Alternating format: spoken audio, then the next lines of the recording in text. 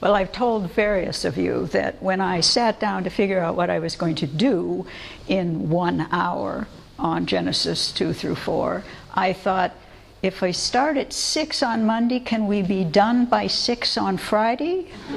So if you think I'm going fast, believe me, I am. Now, the first thing that I was asked was to give a feminist interpretation, which is basically what I do. But I need to tell you now what feminism is in the Bible, as far as scholars and interpretation. It obviously was women looking at women's issues in the Bible when it started way back when. Now it is really both sexes looking for a different perspective on the text rather than the typical Western, modern, predominantly male interpretation. So lots of people from other cultures have entered into the feminist group. I think the last group that I went to, I looked out and was pleased to at least see some women in there in the feminist group, but it was predominantly men.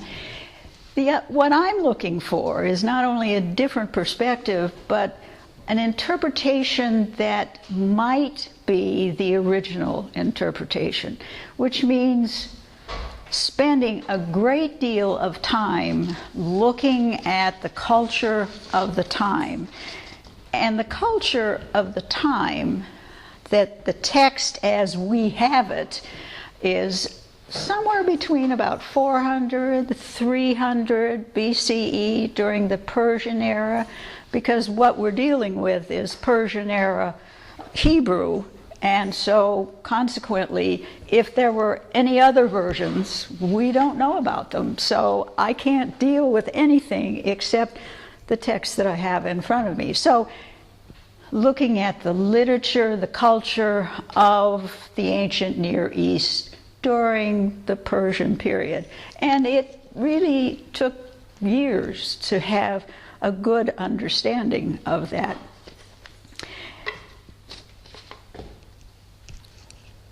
Now, one of the things that I am not going to do is talk about the sin and fall interpretation.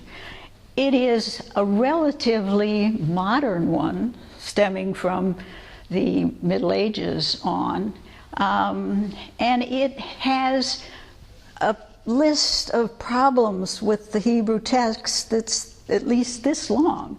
So we'll just forget about that for right now. I will mention that if you do a history of interpretation, one of the things you see is that the sin and fall develops in the Western Church Fathers, but the Eastern Church Fathers talk about the story as a story of maturation. They don't go into it. They don't try to interpret the whole thing. Too bad. But nonetheless, that's a clue to start with. So the other thing that I have to at least mention, because it's critical, is there are predominantly two theologies in the Hebrew Bible, in the Old Testament. Deuteronomic theology, which I tend to call certainty theology, and, for lack of a better name, non-Deuteronomic theology, which I call critical thinking theology. Now,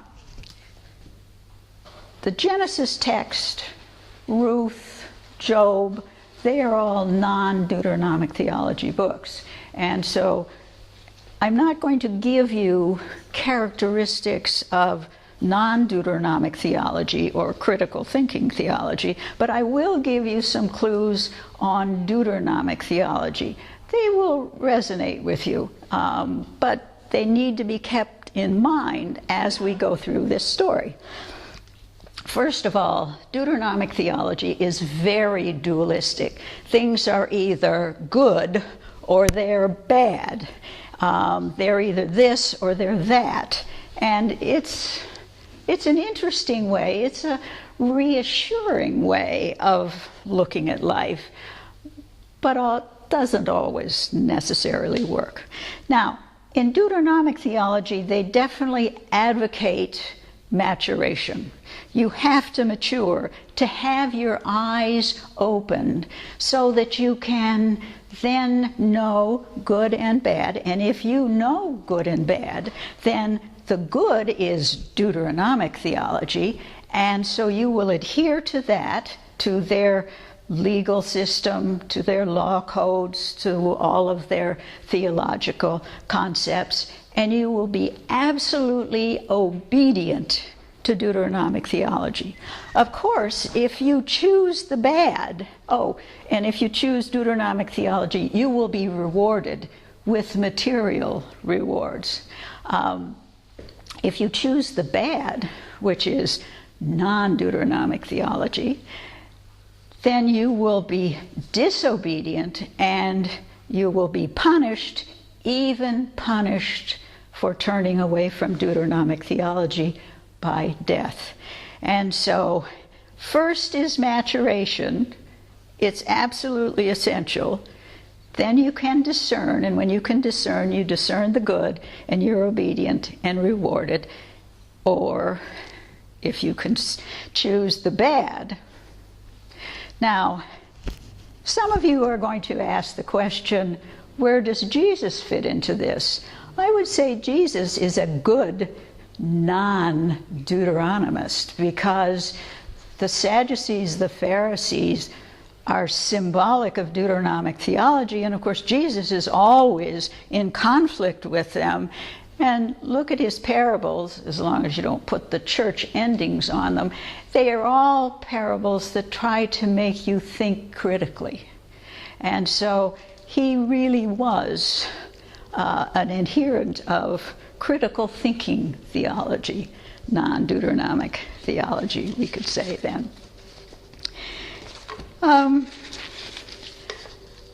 Okay, to understand this story, one of the characteristics of a lot of the literature in the ancient world during that period was that they would do these transitional sections or foreshadowing sections, and once you see how that works, then it's easier to see the Genesis text as one in which first there is a foreshadowing and then infancy, another foreshadowing and then childhood, another foreshadowing and adolescence, and another foreshadowing or moving into adulthood, and then the adulthood. Now, we are not going to say more than about 2 words about Genesis 4 because I'm going to be out of time before I even get there.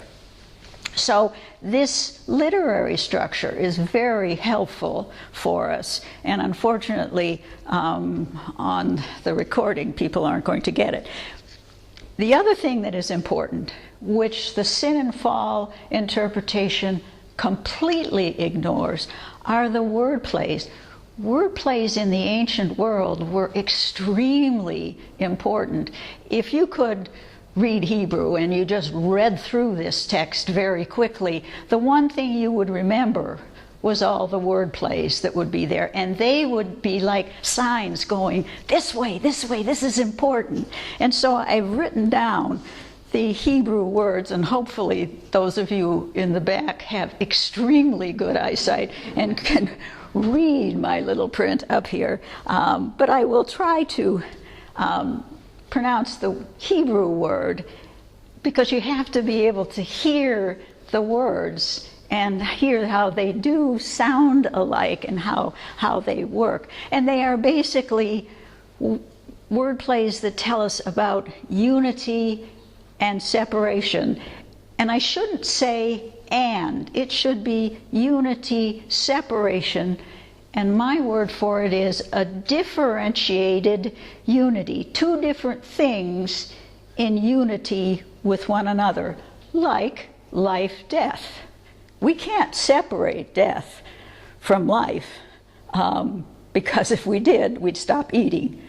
And so all of the oppositional forces that Deuteronomic theology sees as totally dualistic are in fact united together. So we'll go over these as we encounter them in the text. Now, the first thing that we come to is this first foreshadowing, which is, it tells us that the earth is dry, that there's no vegetation, there are no human beings to serve or cultivate. So the earth is infertile. In human terms, we would say the earth is immature, and then water comes from above and from below, subterranean waters, and those are the waters of life. And we think, okay, rain and subterranean, all right, if we do that into the human era, then we're talking about semen and uterine waters, the waters of life. And when those waters are encountered, then we have the possibility of creating life. We have maturity, then, at least physical maturity. And so at this time, then, the earth is fertile and it produces wild and cultivated vegetation. And then, moving on quickly, we start with the text itself.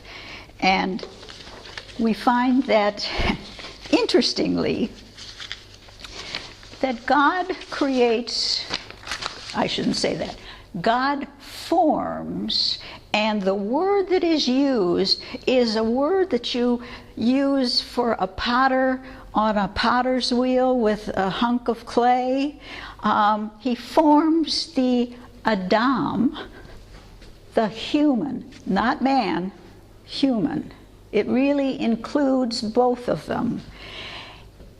From the clay or the dust of the Adamah. Very important, because what that says is this little word Adam is found in Adamah, the ground. It can be separated from it, creating Adam, but it's always there. It's always in unity with the ground. Very important. The earth is our unity. It is our mother.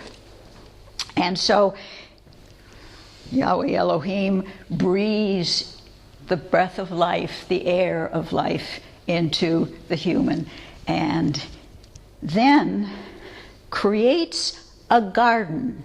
Now, a garden is a created, cultivated place, often with boundaries to it. Certainly in North Wales, there are boundaries to keep the sheep out. And God puts the infant human into the garden. Now, there are people that say, oh no, God created Adam full grown. Has anyone ever encountered someone who was created full grown? I don't think so. And it's interesting, if you look at Egyptian imagery, one of the things you see is Isis with her potter's wheel in front of her and her lump of clay, and she forms the little pharaoh, the representative of humanity, and then she suckles the young child, always naked, as an infant, to her breast. And as you see the pharaoh growing up in their imagery, he then gets sort of first level of clothing, and finally, when he is grown up in pharaoh, he gets his full outfit for being a pharaoh. So the imagery here is important because it shows that humans are completely dependent and in unity despite their separation with the ground, with the earth. And this is the way birth, I mean, these people know how birth happens. So this isn't trying to inform them that all of us have been created out of clay. This is simply symbolic thinking, which is the way people in the ancient world communicated their essential truths. And so we have this infant. He is in this cultivated garden. He's provided with all the food he needs. We don't see him doing anything, as infants don't. Well, they do some things, but nevertheless. And then there are trees planted. Again, symbolic. Trees are a symbol of growth and maturation, but very slow. Sitting down and watching a tree mature and grow is something we don't want to do.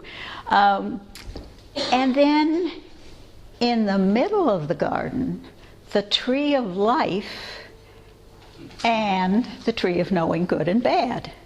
Now, one of the problems here is the Hebrew is very ambiguous. You know for sure that the tree of life is in the middle of the garden, but you don't really know where the tree of knowing good and bad is. It may be in the middle, it may be anywhere. And so we have to look at that and remember that as we go along. Now, as far as the meaning of those two trees, we know the tree of knowing good and bad is the tree of maturation into adulthood, of opening one's eyes, etc. But the tree of life, what does that mean?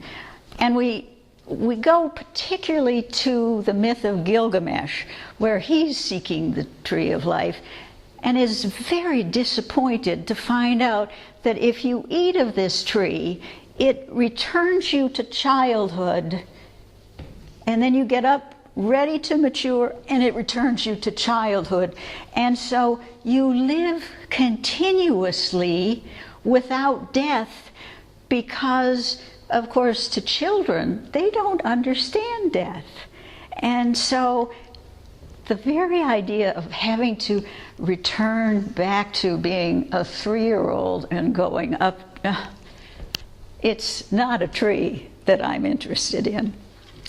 Anyway, and then we have another section in which we have a transition, and this time the transition into childhood.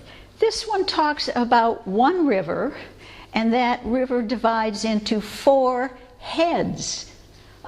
Strange way of describing rivers, but anyway, each head circles a section of the world, creating a circle with 4 differentiated parts. Psychoanalytic theory uses that kind of symbolism today, just to communicate sort of the wholeness and yet the differentiation of the human being. So if we read through that, it tells us something that's going to happen, that humans are going to be fruitful and multiply, as Genesis 1 has said many times, and spread out through the world and inhabit the whole world. And then there's some mentions in there about bdellium and bride price and marriage and things like that. And then an important section that says, and the human is going to be put into the garden and will cultivate or serve it and protect it. Now, this is a foreshadowing. This is not the infant now. This is what an adult would do, which is basically protect the childhood world for his or her children. It's something that Rowan Williams has really made a big emphasis on. And here in this story, it's emphasizing that parents have to create a childhood world so that they are protected in that world. And then, in the next section, in childhood, the first thing that we find out is obviously in childhood our infant can move around a little bit and can understand, and so God commands the child that he can eat from all of the trees of the garden, but he cannot eat from the tree of knowing good and bad, because when he eats from it, he will absolutely, positively, certainly die. And of course, we read this story the first time and think, oh, this is terrible. This poor human is just going to clunk over the minute this tree is eaten.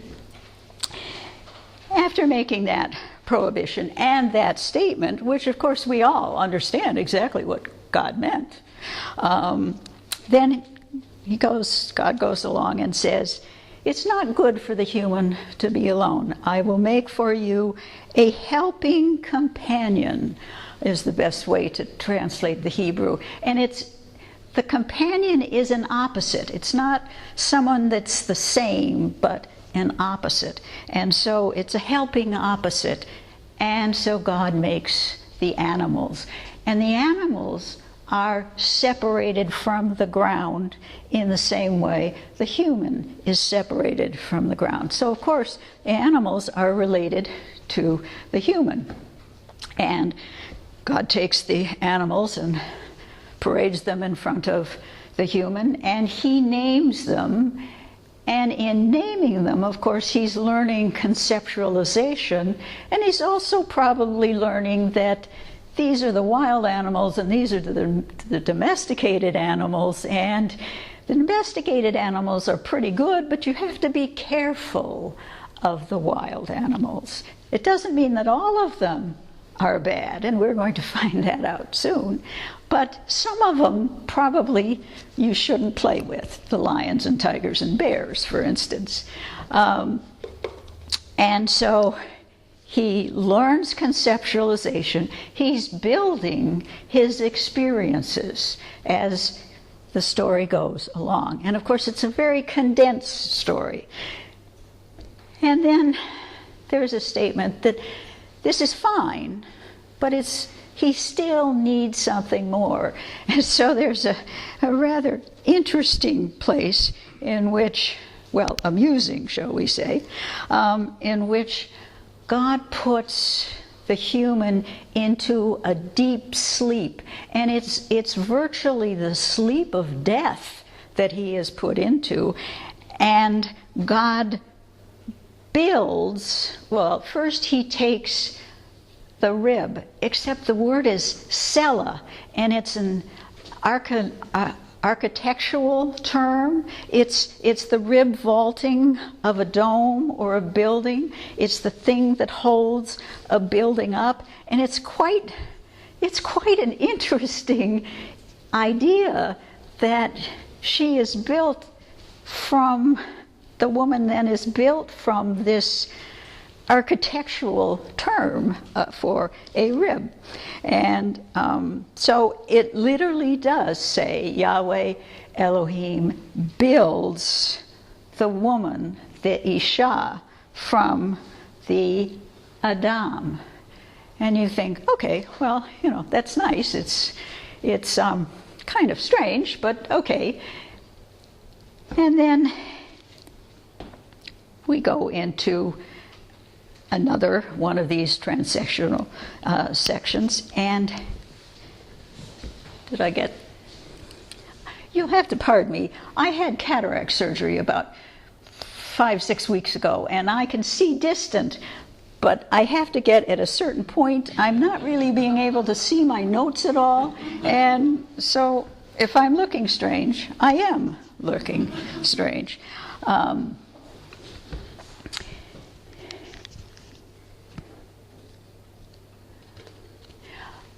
Yes, this next section. What the Adam says when he sees the woman is, "Aha! At last, she is bone of my bone, flesh of my flesh. She is Isha, for from Ish she has been taken." Now, wait a minute. You can take the little word Adam out, and that works. But you can't take Isha out of the word Ish. And We know it doesn't work that way anyway. But of course, what's this? He doesn't know the difference. It doesn't bother him. He doesn't scratch his head and say, something's a little off here. He just smiles, and that's it. And we are left wondering why, when word plays are important, why this wordplay doesn't seem to work. So anyway, then we have another transitional session, and this one, the human will leave or separate from father and mother and bond. I like bond so much better than cleave.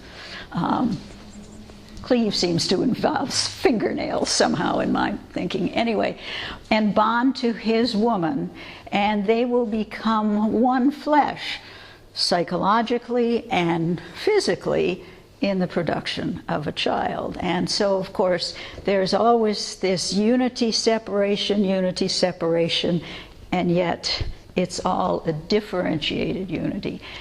So that all makes sense. But then we hear at the very end of that section that the two of them are naked and not ashamed of themselves. Well, think.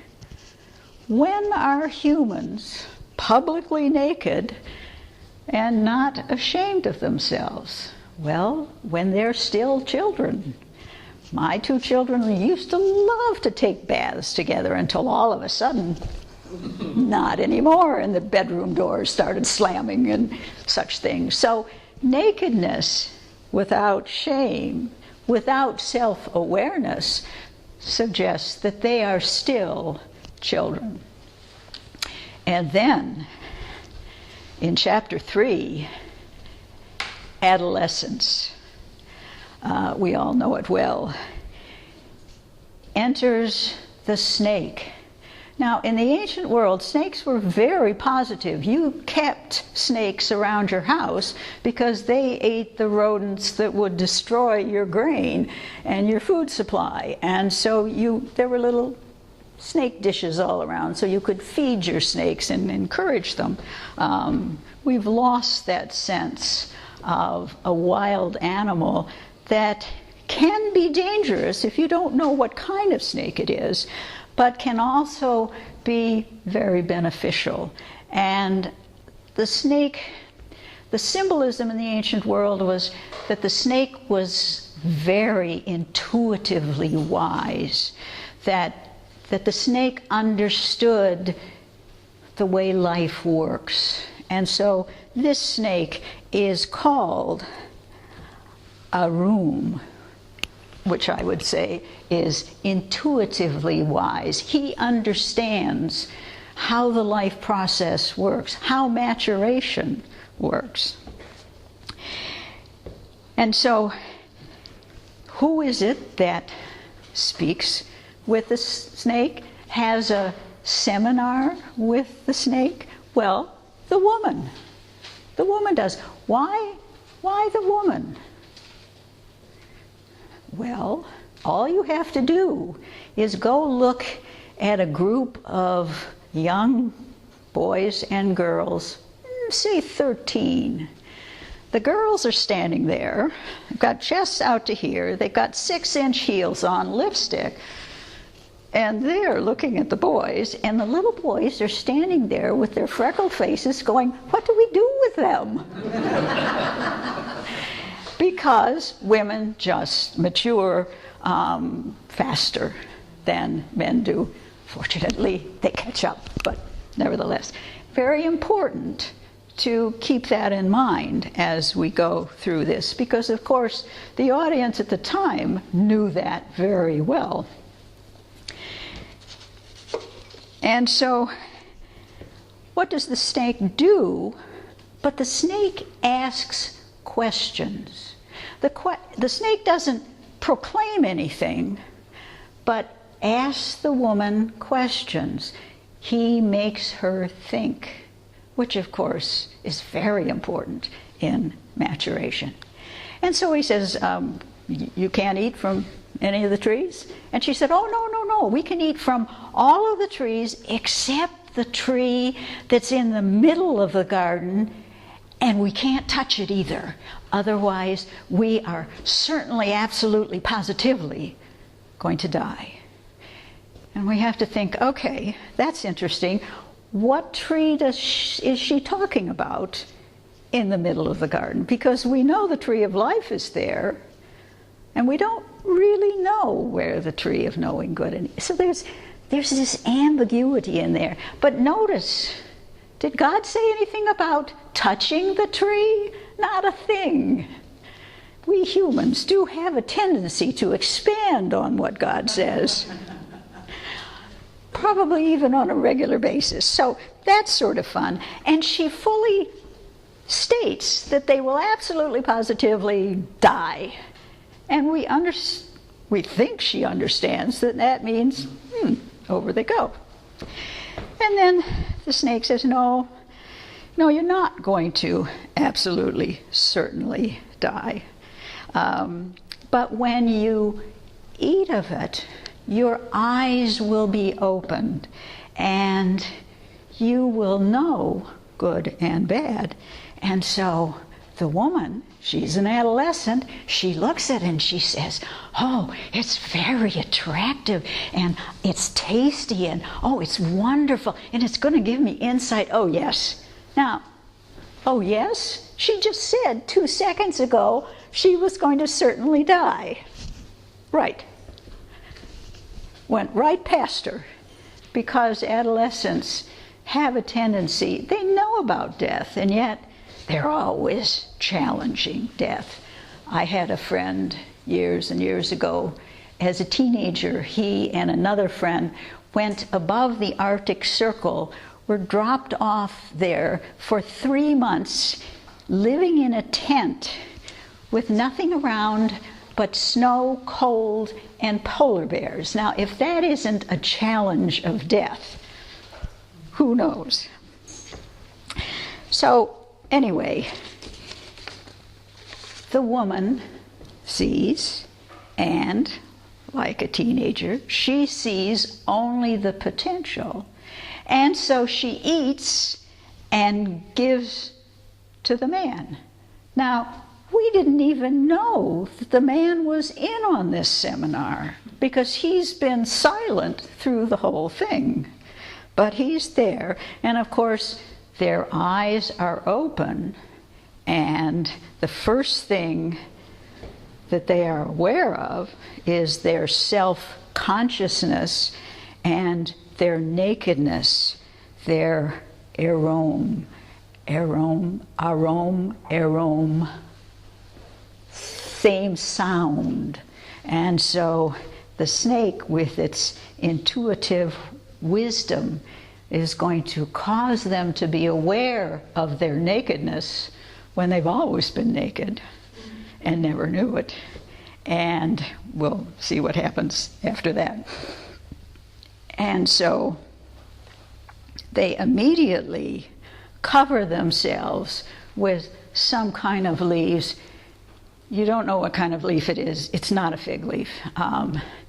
Although my favorite Adam and Eve story is Adam and Eve standing with maple leaves on all the important parts, and Adam says, well, I don't know who we are, but I think we're Canadian. And so their eyes are open, they are aware they are naked, and they cover themselves, and they hide.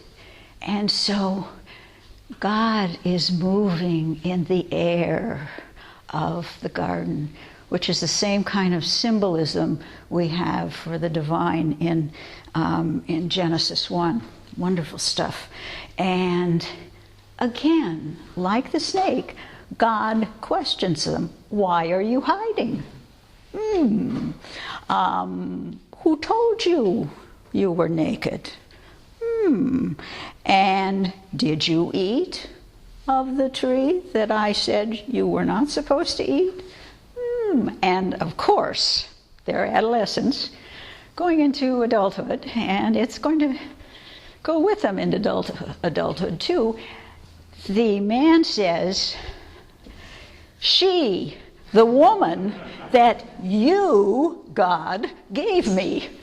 Now, he doesn't just blame the woman, he blames God for giving him the woman. It's just very humorous.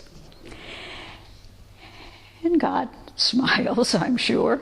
And then to the woman, of course, he says, all right, who told you that you were naked? Did you eat? And she says, it was the snake that enticed me, or got, not entice isn't right, the snake that got me to eat. Now, hers is interesting because on one hand, like Adam, she is saying, it wasn't me, it was the snake, except the snake really represents the whole natural life process that we can't really go against. I mean, we can't sit down and say, I don't think I'll mature anymore, I'm not going to grow, I'm going to stay the way I am as 12 years old or something like that. So the snake represents that natural process, and so she's correct.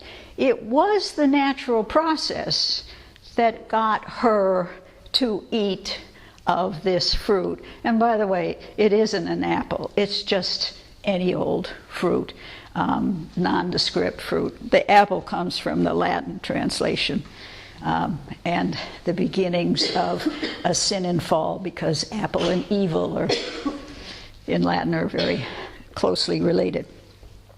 So now we have both of them blaming someone else for what they did, and God implying that they should take responsibility for what they did, but not condemning them. Never does God say, oh, you broke a prohibition, that's very evil, or something. Not a word, just, okay, you will act in your immature way, fine. And then Yahweh Elohim decides it's time to educate these adolescents on the realities of adult life. So far, the woman has seen all the potential, and there is always a potential, but there's always limitation, and both of them are together. They are a differentiated unity. So, to begin it, God speaks to the snake. We're not going to try to articulate that interpretation because it is so complex that unless I can take you through each Hebrew word and explain the layers of symbolism in it, it's meaningless, so I'm going to forget. But it does say, the snake, who is intuitively wise, knows everything about life and the life process, he also crawls on his belly in the ground. So he is superior and inferior simultaneously. And so we learn something just in that one sentence about life and the life process. Not about snakes, but life. And then he turns to the woman and says that you too will have potential and limitation. You will have the potential of absolutely increasing your physical effort. Is there anybody here that disagrees that moving into adulthood entails much more physical effort than childhood? Yeah, right.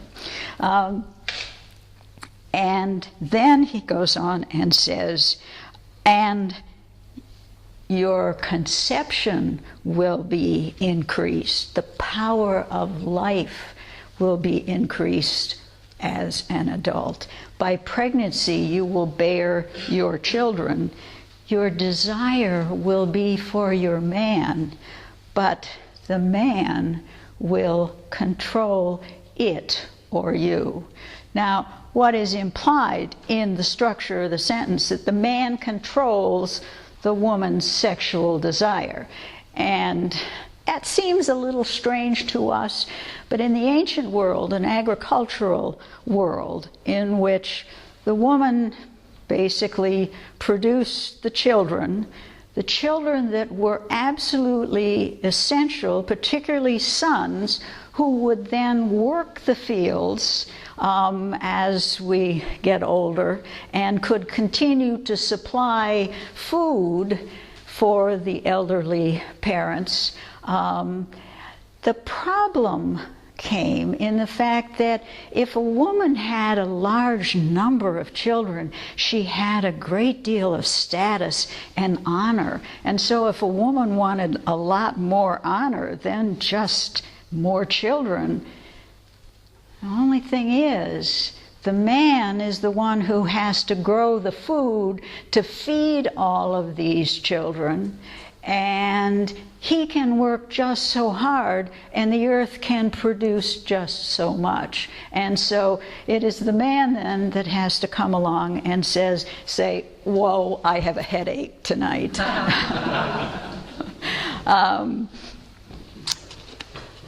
And so the woman has learned something, hopefully, important, that she has this wonderful potential. She can create life. And of course, if we go back to Genesis 1, what does God do in Genesis 1 but create life and grant the ability for plants and animals and humans to produce life? And so this is really very much sort of in partnership with God then, that the woman has this ability to create life. Of course, always in partnership with the man. And then to the human. And for the first time, we get sort of a negative address to the man, in which Yahweh Elohim says, because, and I will paraphrase it, because you didn't think for yourself, but you listened and were obedient to the woman, which now the implication is just blind, silent obedience is not good. They have been obedient all through childhood. It's only into adolescence that they have taken that first step, except that he didn't think. She did all the thinking, being questioned by the snake. He just said, oh yeah, thanks. We didn't say thanks either. And so he gets a slight reprimand for not thinking for himself. And then it says, the ground, the Adamah, will be limited. And the word is arur. So arum, erom, arur, all sounding similar, suggesting that once you start the maturation process, you are going to become self-aware, and you're also going to know that life has not only potential, but also limitation. So very important, those three words coming together. And then it goes on and it says, with physical effort, same word that we had for the woman, not less harsh as some commentators would like to say, but the exact same word. With physical effort, you will always eat. Wild thorns and thistles will basically invade your cultivated vegetation. So by the sweat of your brow or your face, you will grow food. Now, from a human perspective, the thorns and the thistles are really a negative. They're bad because they cause so much more work. But I have a thistle that grows behind my cottage, and it gets about this big, and it's just gorgeous. And the bees absolutely love it. And so anyone that ever says to me, oh, thorns and thistles, terrible thing. No, no, no, no, no. Somebody eats it. It is good for someone. So everything is good, bad, we are seeing in this. And so we see food as obviously the potential that is necessary to continue life and keep death at bay. Which reminds me, in the very beginnings of the story, when in the sin and fall interpretation, it says that God creates these trees and tells them that they can eat from all of these trees, except that one over there. If they are to eat, it is because there is death, and if they don't eat, they will die. So this sin and fall that says, oh, the world was perfect with no oppositional forces and no death, they aren't looking at the text. They aren't seeing that eating requires that there is death. Otherwise, there would be no necessity for us to eat. Anyway, and so you have the potential of food, but then you have the potential and the limitation of physical effort. Now, a great deal of physical effort, particularly at my age, has a tendency to be felt in every single muscle that I own. And I do have a tendency to think maybe I shouldn't have done that much. On the other hand, because I had polio when I was young, if I don't keep doing that strong physical exercise, you will be rolling me in a chair because I will no longer be able to move. It's post-polio sequela sort of thing. And so I fully understand that isiban, the physical effort, is good, and it's a pain at other times. So, and likewise for the woman, and I didn't mention it at that point, but for the woman, she has physical effort. Well, there's physical effort in bringing forth a child. We call it labor, and it's well named. And there's also a great deal of physical effort in raising children and organizing the whole family and serving and cultivating and protecting that childhood world that we had heard about. So it all begins to come together. Anyway, and then God says, you will return to the ground, the Adamah, from which you were taken, reminding us of the unity and separation. So Adamah was part of the, Adam was part of the Adamah, separated from it, and yet still in unity with it, and death is then returning to the original unity. Now that's a wonderful concept of death. I have played with that for years and have thoroughly enjoyed the whole idea of my unity and my return to the ground. And so, and then this next part is really fun, because it says, you are clay, dust, and we think of the pottery wheel, and you will return to clay, dust, and in returning to the ground. And years ago, I worked at the archaeological site in Caesarea Maritima, and we had found this honeycombed building, and there was a small hole that we could get in the top of it, and the question was what was in there, because of course it's pitch dark in there and you couldn't really see, and we didn't have a torch, and so somebody decided we would lower somebody down in there who was small enough to get through the hole, and I was, of course, unfortunately, that person, and I went down, and it was soft and fluffy and very nice, and then all of a sudden there was the bumping of some things, and all of a sudden I realized that those things were bones. I went to 2 years of medical school, so yeah, I knew what I was hitting. And of course it was a charnel house, and there were so many bodies thrown into them, and the bones, and they only throw them in after it's just bones. Most of the bones had turned to this powdery, almost talcum powdery dust, except a few of them at least told you what it was.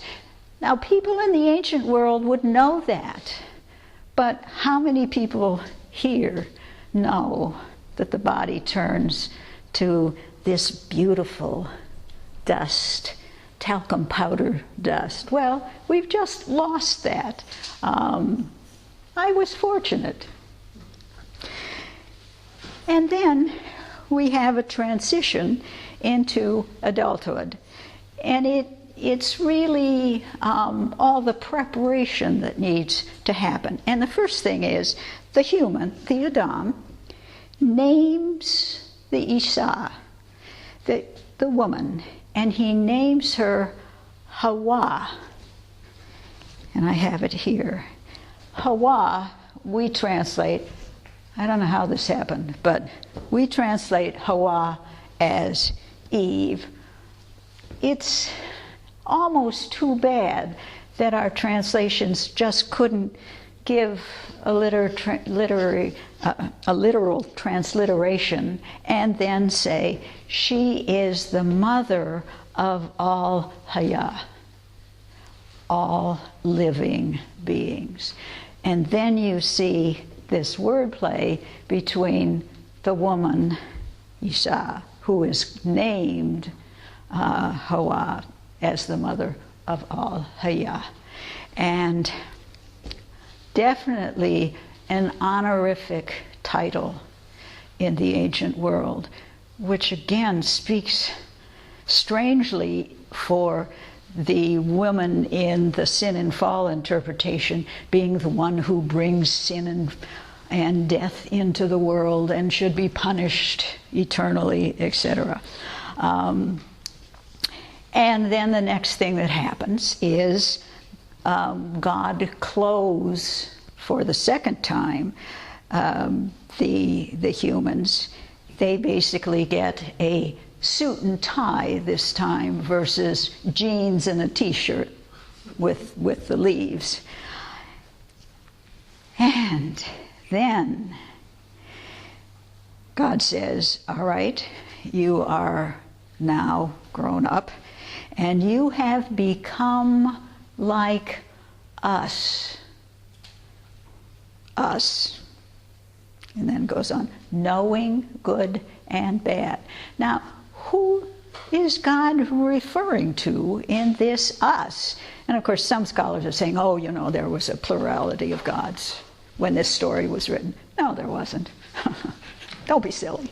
Well, there certainly, everybody had their theologies in the ancient world, and they described God in their different ways. That's fine. But who is us? Is it that animals have a sense of good and bad? Is it the snake, who certainly was intuitively wise? The snake is the life process. Is it the snake that gets included there? I can't answer that. One of the lovely things about this story is the fact that there is so much ambiguity in it that you simply can't answer.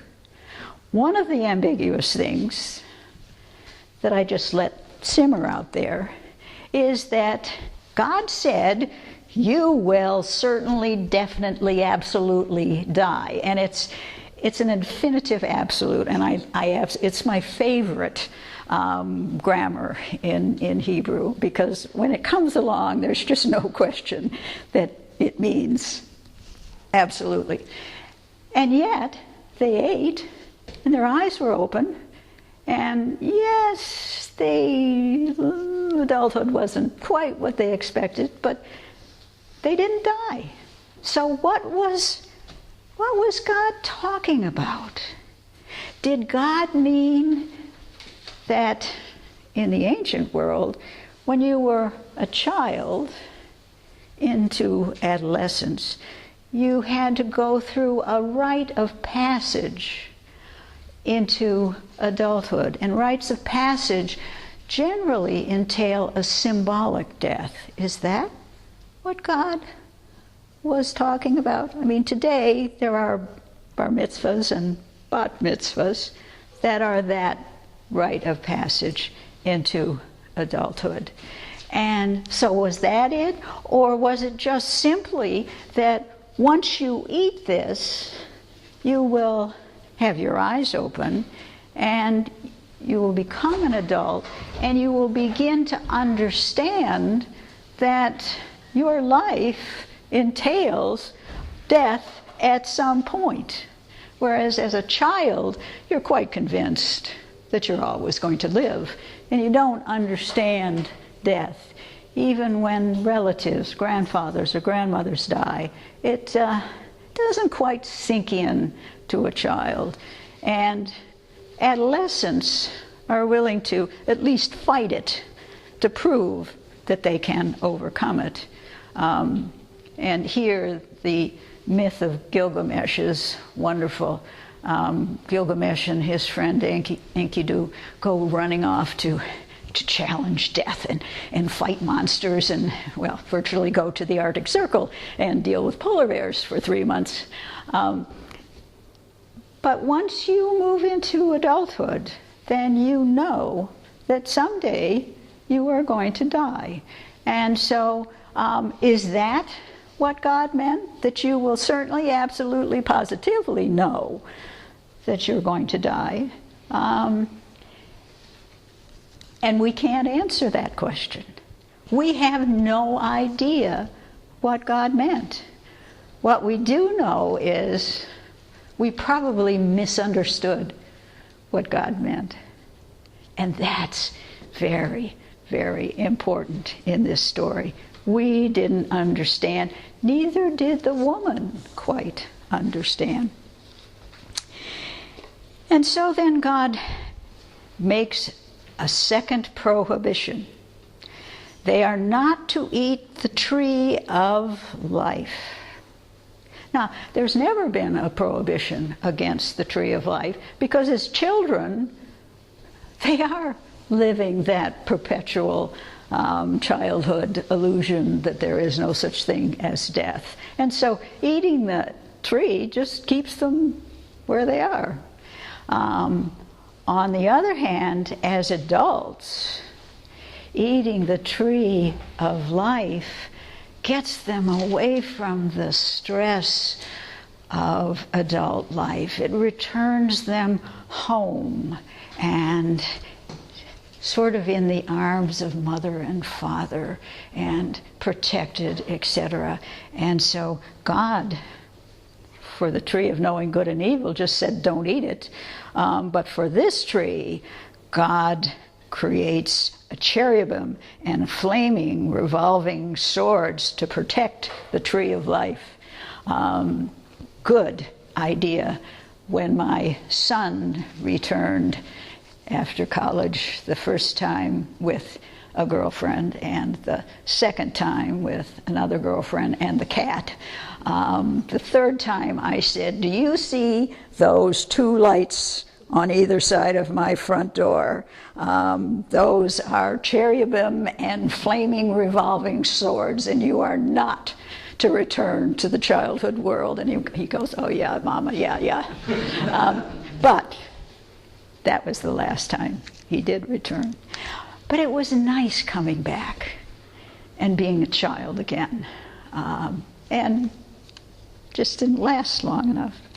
And so Yahweh Elohim sends them from the garden to cultivate and serve the Adamah. He drives them out, which is what I had to do. I fully understand the driving out part. And he protects the tree of life. Now, this is a serious prohibition. The first prohibition stands until they have enough life experience that the life process, the snake, encourages them to take the next step and eat of the tree of discerning good and bad and having their eyes open. But once that happens, to turn around and revert back to childhood is a serious prohibition that God has no intention of people being disobedient to. And yet, you can go out into the world and see many adults who have done just that, have resisted maturation. And then, it's 7 o'clock. I'm almost done. Wow. In Genesis 1, remember that strange wordplay of the Isha is taken from the Ish and it doesn't work? Well, in Genesis 1, it says, the Adam knows his Isha, and she conceives and bears an Ish. You think, wonderful. Finally, she conceives, and the little word Ish can be separated from Isha. And now we have the wordplay working, suggesting that there is a differentiated unity between males and females that should always be remembered. Now, it's quite interesting to read some of the commentaries that will say the Isha was quite amazing because the word Ish means a fully grown, mature man, and she gave birth to such a man. It was quite a delivery, I guess. We have to remember that this is symbolic communication. It was very important now that they have matured into adulthood to get this wordplay set right so it actually communicates, and so that happens. Genesis 4 is about adulthood, and so we have two brothers, Cain and Abel. We are told that they have two different occupations, and the way you tell a person has an occupation or is mature and is an adult is if they have an occupation or if they have married, one or the other. But both of them are indicators that Cain and Abel are adults. And Abel is the firstborn, and so of course he should have all the privilege. And one day they are making their sacrifices, and Cain thinks that God is looking at Abel and is not looking at him. And I always think of seeing some harried mother in the supermarket with two little kids, and she's making a fuss over one of them, and the other one is acting up because she's not looking at him. And yes, lots of yeses out in the audience. So it's that kind of immature, God isn't looking at me. And of course his reaction is to murder his brother. I said we weren't going to go into it. The one thing that we have to note, And here, most translations don't allow you to see this terribly well. God again questions him, Cain, about his brother and what happened. And of course, Cain has no idea. He doesn't, he's not his brother's keeper kind of thing. But God doesn't punish Cain. Cain becomes a builder of cities. Now, people that live in big cities can easily be separated from the ground. And then it says, Cain wanders the earth. And he's not really connected to the earth. Now, you can't build cities and just be doomed to wandering the earth. So both of them are metaphors saying something about Cain. He has lost his unity with the ground. He is an Adam, but without his unity to the Adamah. But he does not get punished, and that really bothers a lot of people. But God doesn't need to punish Cain.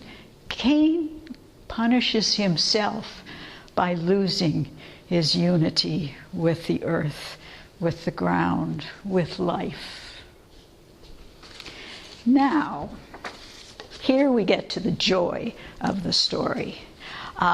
Throughout childhood, as I said, the children have been absolutely obedient. But remember that to grow up, and mature, as far as the Deuteronomists are concerned, you have to eat of the tree of knowing good and bad so that your eyes can be opened so that you can choose the good and become a Deuteronomist. Except in this story, in order to do that, in order to grow up and mature, they have to be disobedient. And as a matter of fact, God sort of calls the Adam on the carpet for being obedient to the woman. So suddenly we see that as far as the audience is concerned, they have to think about the fact that sometimes obedience is very good, but sometimes obedience is bad, as in the Adam. But sometimes disobedience is good, because disobedience will allow the humans to become Deuteronomists.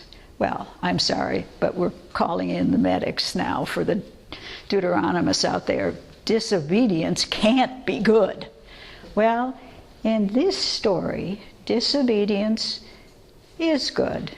And so it's a kind of catch-22. And the audience, all of us, are forced to think critically about the story, the implications, and of course then it is a challenge to the Deuteronomists, who don't have to think. All they need to do is adhere to the law codes that will tell them the kind of behavior, and they're not supposed to think for themselves. Now I know that's pushing Deuteronomic theology a bit, but this plus a bunch of other stories in Genesis are going to challenge the Deuteronomists to think critically about life and show that obedience is good, bad, and disobedience is good, bad, and thus the need to think critically about what one does. And of course, thinking critically also means that you never know for certain whether your behavior or your decisions were right or wrong.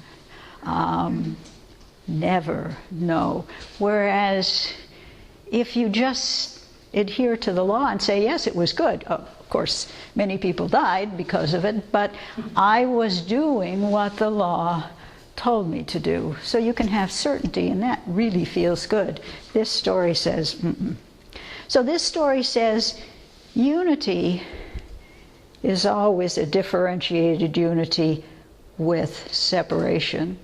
Potential is always part of limitation. Good is always part of bad. Certainty is always has ambiguity. Life always has death as part of it. And so each of these differentiated unities that we find in this story, they're never articulated. You have to understand the symbolism. You have to think about this. And I've been working on this story for years and years. And every so often I teach it, and all of a sudden I go, oh, and something else occurs to me about this. And it's because I've had life experiences that let me see the text in a new way all of a sudden. And so it doesn't matter how many times I teach it, how many times I look at any of these stories, I always learn something new. Okay. I went a little over, but it's not the first time. Do you want to record questions?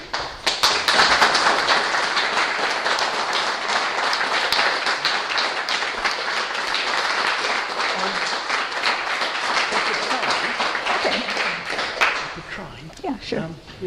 Do you want me to chat? Any questions? Yes. I'd like to, thank you very much, is the first thing to say for it all, but I would like to pick up on the comments about the human being in relationship to animals. Yeah. Whereas in traditional theologies, the differentiation between humans and animals is what we've unhelpfully right. Certainly in the West, humans have souls, animals don't. Yeah. And wondered if you... The ancient world would look at you with a very strange, puzzled look. To them, animals have this, their creation, a creation of the divine, however you define the divine, and putting ourselves above the earth and animals and plants. How outrageous of us. That's what's happened. Yes, of course. Yeah. And that's part of the reason for a lot of our separation from the ground. I mean, I love gardening. Now that I'm retired, I finally get to do all the gardening I want to do. And it's working with the ground, understanding how things grow, why they grow, and you know, trying to intuit how the ground works. And we used to have a neighbor when we lived out in the countryside in Pennsylvania who was a farmer, and he wasn't an educated man, but he knew that the moon is such and such a phase right now, so now is the time to plant such and such seeds. And so my husband and I, two PhDs, learned from this barely educated man enormous things about how to work with the ground. And it was wonderful. And I had parts of our woods in which I would throw all the dead things and the leaves and things like that. And of course it just turned into the most wonderful dirt. And so when I would go out to work in the garden, I would simply say, I'm going to go work in death now for a little while, because of course my compost pile was my death pile. And it was a very positive thing. And so, you know, it's this story can begin to say to you, there's some things we need to think that we've all been taught. And certainly with animals, it's fascinating when you really can communicate with an animal that you can't speak to and explain. We have a bull who gets sent to the pasture behind us to service all the ladies over there. And I've developed a relationship with him. And there was one time when he and the ladies all got out, and I went over and got the ladies to go back in, and he just kind of looked at me like, "You got to be kidding." So I circumvented around, and I stood in front of him, and I said, "You turn right around and go back in the field." He's a big bull, but I know him. And he turned around and sort of galloped back into the field, and I thought, that was incredible. I communicated with this animal. What's the difference between me and him? Well, power. He had it, I didn't. All I had was just an ability to communicate with this animal. And we had a cat, well, we've had lots of cats. I've learned more from my cats about life than most of the books that I've read. So, Tyler, I'm a committed Christian. But what I learned from what you were saying reminds me about how Jesus says, "Become like little children." yeah. And also, we learn from, as you say, you learn from your animals. We learn from children. Yeah. Yes, yeah. There's an innocence and an ability to relate to animals that we lose when we grow up. But we can get it back if we allow ourselves to. So we don't want to become little children by eating the tree of life and have immature thinking. We want to have the trust that a child has in life and the earth. Yeah. Did you see the pattern in the text, or did you look for the? Did you see the pattern in the text, or did you look for the pattern in the text? That's a hard question. I guess looking at ancient culture over a long period of time allowed me to see some things in the text that I couldn't see before. And the more experience I had in other cultures, my husband and I spent 8 days with 3 Bedouin brothers camping in the western desert in Egypt. And it was one of the most awesome things I've ever encountered, because the way the Bedouins live is probably close enough to ancient society that more than any other place I've ever visited or culture I have ever tried to become a part of, I learned so much about how they relate to the earth. They're Muslims, of course, but it was so helpful. And then when you have experiences like that, suddenly you look at the text and go, oh, and you see things that you didn't see before.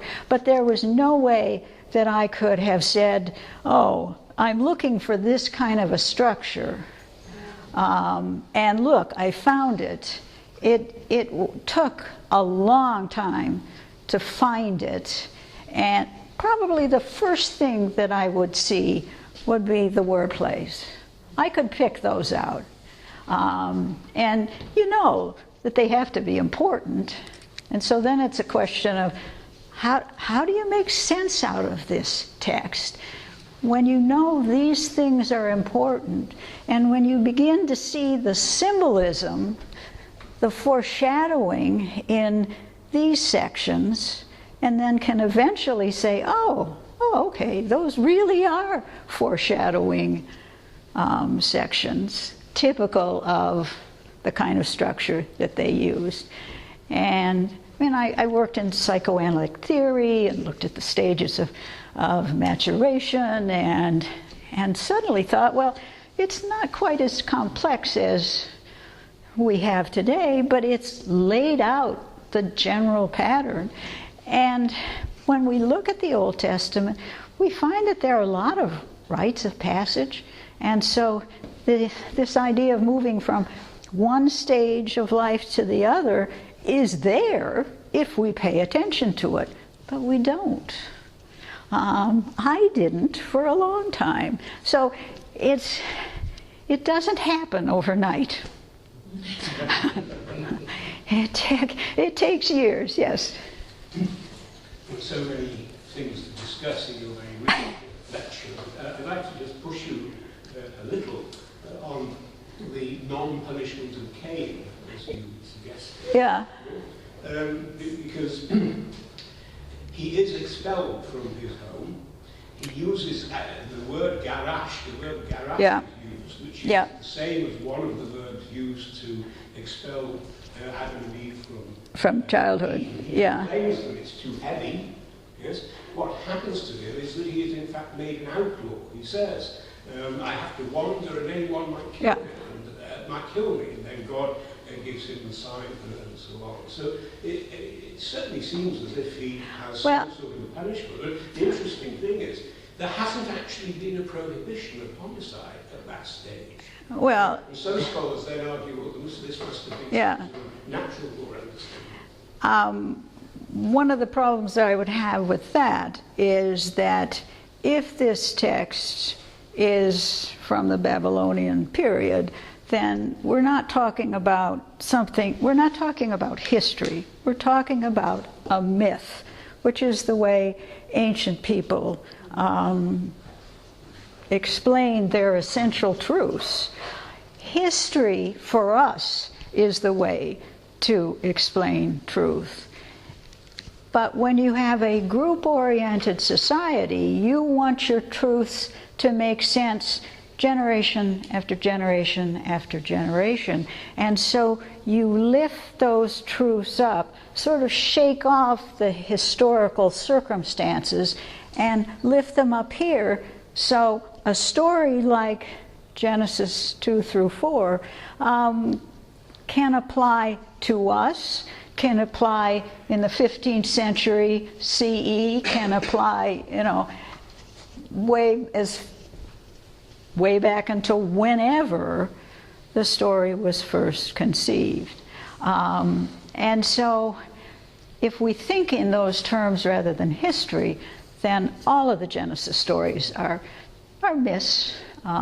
Ruth is a myth, Job is a myth, and they communicate wonderful truth, whereas history doesn't always do it. I will never forget being in a library, and it's been so long I can't remember where it was, and I came across a book titled The Unbiased History of the American Civil War, Told from the Southern Point of View. That's history for you. Yes? I was thinking of what you said about animals, and Isaiah's vision of the child playing safely with animals. Yeah. And then also Jesus saying you must be wise as serpents. Yes, wise as serpents, because he would still have that sense. Serpents are, well, they know the underground world, but they can climb trees. They know above and below. And I had a seminar with a snake one time in which the little baby rattlesnake raised up and went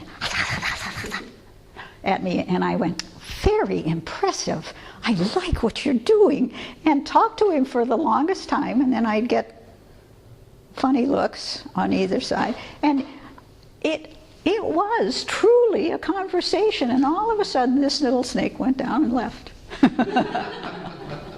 I mean, it was only this big, so I really wasn't afraid of a rat, but he did rattle, this little baby rattle.